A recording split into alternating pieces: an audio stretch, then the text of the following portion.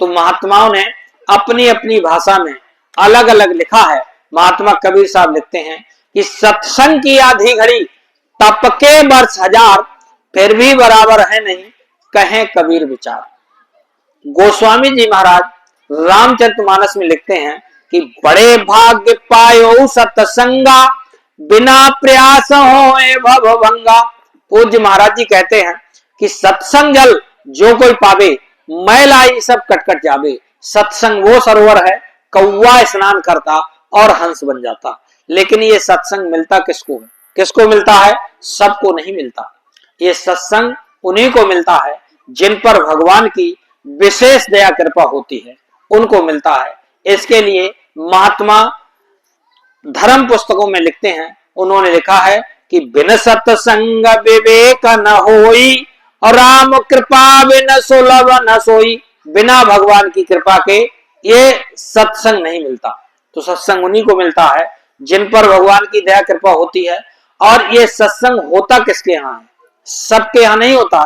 इस कलयुग में दो ही चीजें दुर्लभ हैं, दो चीजें, एक तो संतों का सत्संग, दूसरा भगवान की कथा। ये दो ही चीजें, और तो सब कुछ मिल जाता। महात्मा लिखते हैं, उन्होंने लिखा है कि सुत दारा और लक्ष्मी पापी घर भी होए, और संत समागम हर कथा स्वामी दुर्लभ दोए। सुंदर स्त्री, सुंदर बच्चे, सुंदर मकान, ये पापियों के घर भी होते हैं, लेकिन संतों का सत्संग और भगवान की कथा ये उनके यहाँ होता है जिन पर भगवान की बड़ी दया कृपा होती है। तो ये सत्संग जो है आपको ये 14 मार्च सुबह 6 बजे मथुरा में मिलेगा। तो आप लोग वहां पर आइएगा। और जैसे ये देश जो है काल प्रभु का देश है, ये अदले बदले का देश है। यहाँ पर भगवान कृष्ण नहीं बच पाए, उनको भी बदला देना पड़ा। जैसे राम अवतार में उन्होंने बाली को मारा था, दूसरे अवतार में वही बाली बहेलिया बनकर आ गया। भगवान कृष्ण के पैरों में पद्म चमकता था, हिरण की आंख समझकर उनने बाण मार दिया। जब देखा कि भगवान कृष्ण हैं तो पास जाकर के हाथ जोड़कर कहने लगे, अरे प्रभु हमसे बड़ी गलती हो गई, हमने आपको मार दिया। तो भगवान कृष्ण ने उनको समझाया कि आपने हमको नहीं मारा, पहले हमने आपको मारा था, अब आपने हमको मार दिया, हमारा आपका अदला बदला हो गया। तो जब भगवान कृष्ण को बदला देना पड़ सकता है तो हमको आपको क्यों नहीं देना पड़ेगा? जरूर देना पड़ेगा। महात्मा लिखते हैं कि तिल भर मछली खाए के कोटि गऊ दे दान, और काशी करवट ले मरे निश्चय नरक निदान। मतलब अगर मछली खाई है तो मछली बनना पड़ेगा, बच नहीं सकते। क्योंकि अगर तिल के बराबर मछली खा लो, करोड़ों गऊओं का दान कर दो, काशी में माथा रगड़ते रगड़ते मर जाओ, मछली फिर भी बनना पड़ेगा। क्योंकि ये काल प्रभु का देश है, ये अदले बदले का देश है। जैसे शंकर भगवान और पार्वती जा रहे थे, रास्ते में जा रहे थे, तो एक मछुआरा जो था वो मछली मार रहा था, मछलियों को मार के पानी से दूर फेंक दे रहा। अब मछलियां तड़प तड़प के जान दे रही।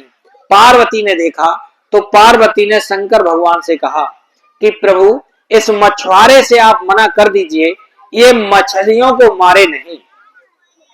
तो शंकर भगवान ने कहा पार्वती से, पार्वती मेरा काम मना करने का नहीं है, आप चलिए। और वो चले गए। बहुत वर्षों के बाद जब उधर से वापस आए तो वहां उसी स्थान पर एक ऊंट पड़ा था। ऊंट के घाव हो गए थे, सूड़ियां पड़ गई थी, ऊंट भूख और प्यास से तड़प रहा था। पार्वती ने देखा तो पार्वती को दया आ गई, उनको दया आ गई। उन्होंने भगवान शंकर भगवान से कहा कि इस ऊंट पर आप दया कर दो, ये भूख प्यास से तड़प रहा है, इसके घाव हो गए हैं और इसके सूड़ियां पड़ गई हैं। तो पार्वती से शंकर भगवान कहते हैं, पार्वती मेरा काम दया करने का नहीं है। तो पार्वती को बुरा लगा। पार्वती ने कहा, जब हमने पहले कहा था इस मछुआरे से आप मना कर दो, मछलियों को मारे नहीं, तो आपने कहा कि मेरा काम मना करने का नहीं है। अब हम कहते हैं ऊंट पर दया कर दो, ये भूख प्यास से तड़प रहा है, तो आप कहते हो कि मेरा काम दया करने का नहीं है। फिर आखिर आपका काम क्या है, आप क्या करते हो? तो शंकर भगवान पार्वती से कहते हैं कि पार्वती जो पहले का मछुआरा था वही अब ये ऊंट बन गया। इसने मछलियों को मारा और पानी से दूर फेंका, तो ये मछलियां जो हैं इसके घाव में सूरियां बनकर नोच नोच कर इससे बदला ले रही। पार्वती, ये अदले बदले का देश है।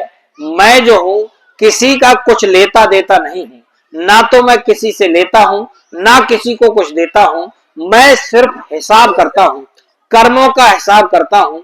तो शंकर भगवान पार्वती से कहते हैं, और धर्म पुस्तकों में महात्मा लिखते हैं, शंकर भगवान ने कहा कि काल रूप में तिन कर भ्राता, शुभ और अशुभ कर्म फल दाता।